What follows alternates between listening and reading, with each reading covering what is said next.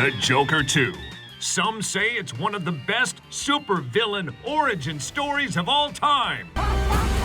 Yeah, but they're wrong. It's not. Regardless, the performances are strong, and we'll talk to Gaga about her Harley, Vince Vaughn about his out-of-the-park, universally loved new series, Bad Monkey, and Curb Your Enthusiasm's J.B. Smoove has a new game show.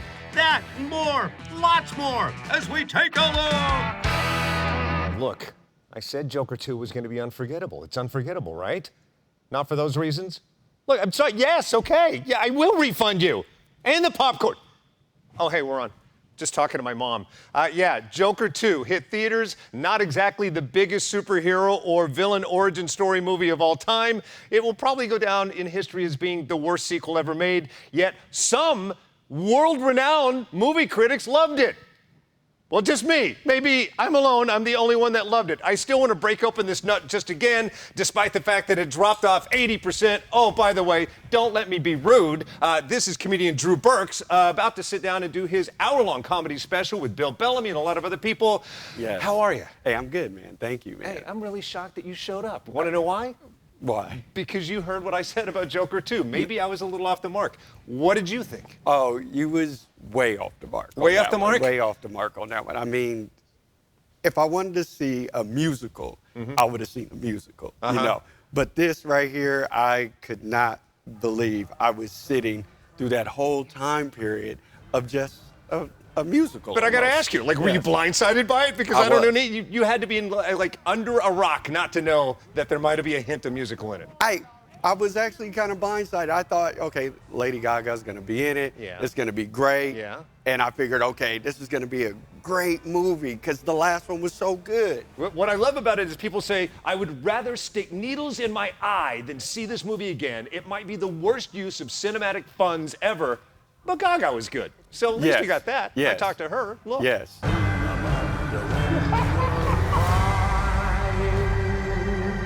around. Look at all these people. I will no longer allow any of you to keep me down.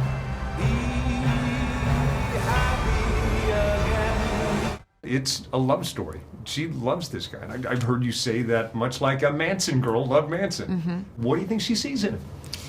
You know, I tried to blend my research of Manson girls also with, like, true love. And I really thought a lot about empathy and compassion. And we argued a lot on set about this. You know, there was a lot of discussion around how she loved Joker. And I always, as, you know, bringing the perspective of a woman, I always was saying, no, she loves Arthur too.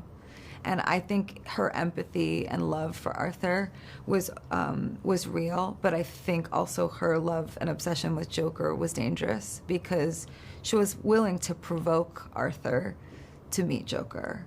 And, you know, I always thought that that was kind of, you know, more dangerous than Lee lighting a match. I thought was the fact that she was willing to do that. I agree. I love the complexity of the characters. Evidently, nobody else did. Where did you see the movie? Did you see the movie with friends, or did you go see it by yourself? No, I seen it by myself, just to, you know, just to see, because I'm a big.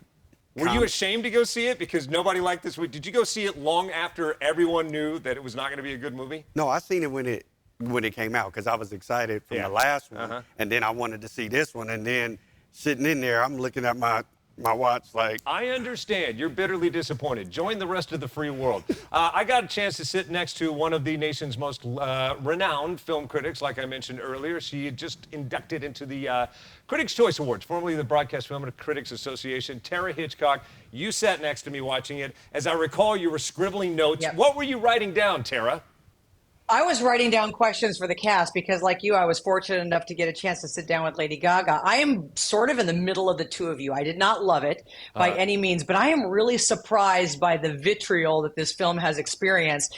Drew, I kind of disagree with you. It's, what, at 33% Rotten Tomatoes? You know what I did, Mark? I got online just to see what other films have also received a 33% on Rotten Tomatoes, and they've got things like Shark Tale, Sergeant Bilko from 1996, RoboCop 2 from 1990, Breakin'.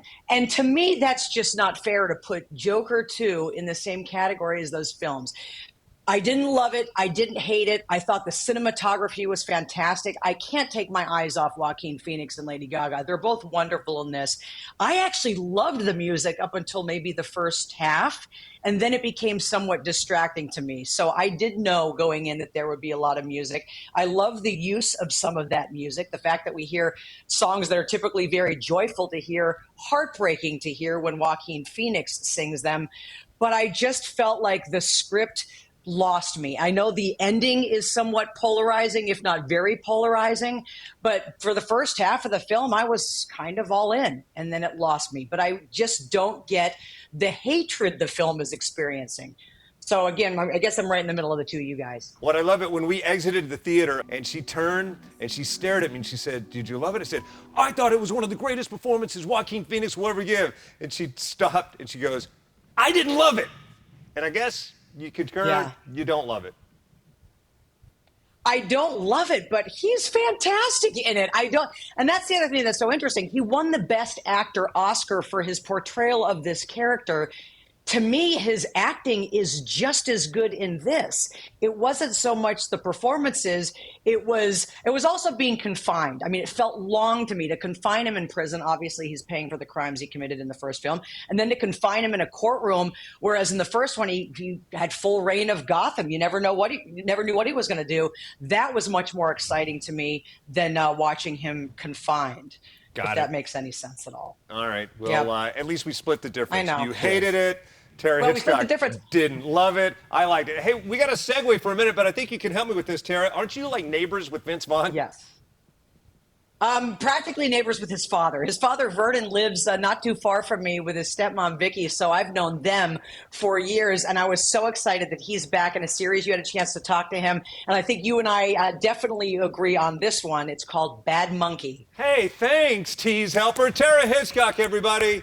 Yes, You're coming up welcome. next, son of Burden. Burden? Is that his name? I think that's his dad. Anyway, Vince Vernon. Vaughn, Bad Monkey. At least the universe agrees on it being awesome. We'll talk to him and the Bad Monkey next.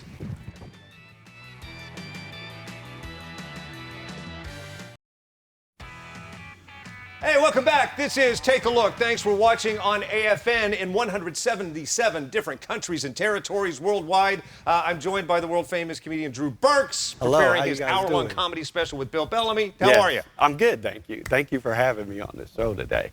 How does it make you feel that, like, on AFN, like, ships at sea right now? There are people you're stuck in a ship, which pretty much is the only way you're going to watch this show. Yes. Thanks for watching the show. Yes, I mean, that is great for people to be able to watch this show on a ship, to our troops and everything like that. More importantly, you reminded me, thank you so much for your service. All right, so we got the Joker out of the way. We can talk about what America doesn't love. America is loving Bad Monkey. And I know when we spoke last night, you said that you love this new series. What exactly do you love about it? I think I just love the whole concept of Bad Monkey and how they portray and how the actors are. The acting was incredible in this.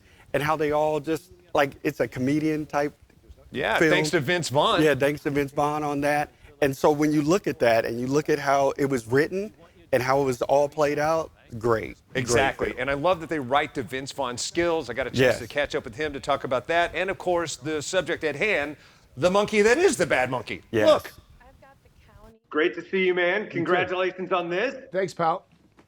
Had you read the book? How familiar were you with the material before you jumped in? I read the book prior to jumping in, but I hadn't read it until it was something that was presented to me. And then I read Bill's script, which was terrific. And I've known Bill for like 30 years, just about. So always been a fan of his. He's such a great show runner and writer that it was a pretty easy yes for me. It's very comedic, obviously, but it's also the crime is real and the stakes are real, so it's a fun tone. Yeah, I mean, you have to be invested in the character and what they're fighting for in order to enjoy it, and I love that part about it. But I also love how it's kind of laid back in a way that we don't get anymore. Like before my time, before your time, there was the Rockford Files, and it kind of has a laid back comedy to it. Yeah, I think that's right. I think it's not try hard, and it kind of has fun, and And I think it's it's definitely got a unique tone. There are a few things that we see you in that you're not, with no offense whatsoever, it's an art, a kind of wisecracking motor mouth. And I always wondered about you. Have you been that, like, were you that when you were a kid? Yeah. In some ways, I think it depends on the characters, you know. I think in comedy sometimes, like, well, this character is very much written this way, so it's a nice thing to lean into. But it really just depends on, it depends on the parts. But yes, no, I could never resist a joke younger. It cost me many a detention. I've worked with one of your co-stars before, specifically Crystal. I did a half-hour special on Hangover, and Crystal was just supposed to pat me on the head, beat the out of me. Oh, dear. How was your experience? I treated Crystal with a long-handled spoon. I was not around her as much, but she's definitely people enjoy Crystal for sure. I know how proud you must be of this. So for those who don't know about it, haven't clicked over to Apple TV yet, tell them why. Why should they watch this? Well, it's just been, the response has been, as you know, really phenomenal. The reviews are phenomenal. The audience has been, a big audience. And people are just having fun with it. It's breezy and entertaining. And it's always nice when you make something and it kind of gets into the culture, when you can tell that people are, connecting to it. So it's been fun. Well, dude, congratulations on your life, all that you've done, all that you'll do. And let's hope for round 2 of this. I look forward to it. Great seeing you, my brother. Appreciate you. That's right, my brother. Love that guy, Vince Vaughn. Who I don't love? The monkey. I don't know if you can see Crystal there, but that's Crystal, the set of Hangover 3. She really did pound my head so much, though, it actually drew blood. I'd show you video of it, but I think the attorneys still have it. You ever hung out with capuchins? Never. Don't trust capuchins. Never. They're rough. Right. I get it. They're usually lab monkeys. I would be angry, too. I understand why it's a bad monkey. Check out the series. Why would you watch it? Man, make sure you watch Bad Monkey. It's terrific because it's Vince Vaughn terrific. That's right. It's, in the words of Vince Vaughn, it's money. All right, coming up next on Take a Look, it's a yin-yang kind of a segment. First of all, we're going to start off with something very, very scary, Curse of the Necklace. There's a necklace, and it turns out it's cursed. Yeah, you guessed it, but I'll tell you why in a moment. Also after that, one of the most heartwarming documentaries you are ever going to see. It is called Blink, and I will tell you why it's hard to talk about with crying and why you have to see it. The irony is that you really got to see it. I'll explain why next.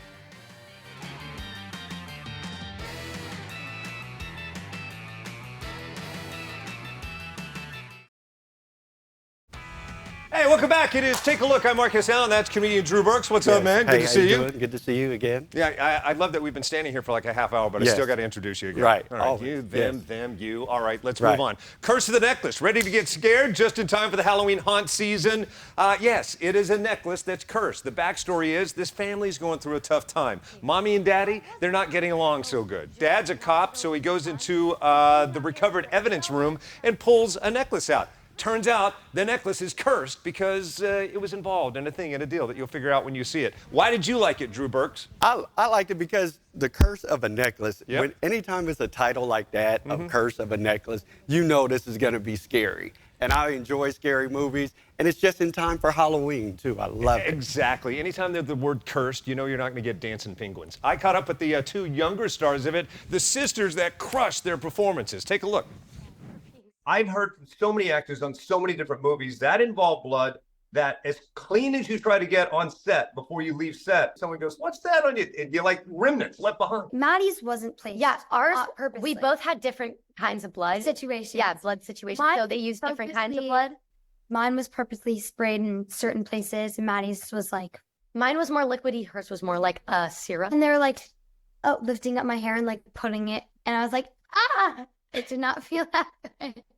When you're finding blood in your ears days later, that means you're committed. That's commitment. Exactly that. Yes. You guys are awesome. Congratulations on an amazing movie. Can't wait to see what you do next. Thank you so much. Madeline Violet crushed it. Now, I mean, their acting is great up and beyond the fact that they are sisters in real life and playing sisters, not big stretch there. Right. Madeline, by the way, this makes her 6th horror title at that young age. She is a horror scream queen vet. She's a pro. She is a pro and brings it. I love this movie. You also get Henry Thomas in this movie, the kid from E.T., now grown up and carries the lead in this. You're going to love it, Curse of the Necklace. All right, moving on to something inspirational. Get some tissues. You ready to cry? Oh, I'm ready to cry. What did you cry when you saw Blink, when you saw screened it. I know you were alone at home watching it. So my bottom lip started shaking. A little if bit? I would have blinked, I was ocean-eyed. That's how it was. It was great. The premise alone, you just want to reach out and hug these parents. They found out that 3 of their children all had a congenital disorder. They are all going blind, and within months, in one case a couple of years, would have no vision at all. So what did they decide to do? Take them on this epic journey. I would say bucket list, but essentially it's an end of sight list to get all of the great wonders of the world for their children to see it before their eyesight's life was over. I had a chance to sit down with the real parents behind this movie. Take a look. You're explaining to the children that your life is a blank page. Elaborate on that. Like whenever you have kids, you always have plans for the future. You know, you think your kids are going to do this, or you have an image of your family in the future. Of course, it's never happened that way, but you don't know that. But then when you get the diagnosis like that, all of a sudden, overnight, it's just like you have to erase everything and start building those images of the future. This is for the children, no doubt, but at the same time, you get to enjoy some of the fun in the wake of all of it. So for you, what's your top 3? Top 1, it's definitely we got an incredible experience in Nepal where we stayed almost a week in a village and we became part of the community. The kids were playing soccer all over. Other than that, we had, Namibia's crazy, beautiful. Cappadocia, the balloon ride was also completely amazing. There's so many. Yeah. It's so hard. You ask every kid, and every time they have a different answer. I need people to see this, and I'm so grateful that you shared your story. So finish the sentence. We shared our family's life story with you because everybody in life has challenges, but when you have challenges, if you can focus on what's positive in your life, it just makes everything easier. The family bond that we've developed was incredible. So it's something that's going to last forever, and it's going to, help our kids in the future. So we're so grateful for that. I can't wait to hear about your continued adventures. Please keep sharing. Thank you so much. Really is beautiful. It inspires you. I thought it was a lousy parent before I saw this. Now I know I'm the worst parent in the world. Are you a parent? I'm a parent, yes. So as a parent, did it hit you? Could you imagine? No, it hit me hard because when you see that and what they did for their kids, it was amazing. You could see this documentary. True. Nat Geo now playing. I didn't know you were a parent, so I had to just throw that out there. How old's your child? 24. 24? Yes. Were you like 2 when that happened? All right, coming up next on Take a Look, JB Smoove. Next to the guy standing next to me, one of the funniest people on the planet. We had a chance to talk about his new turn as a game show host. Next.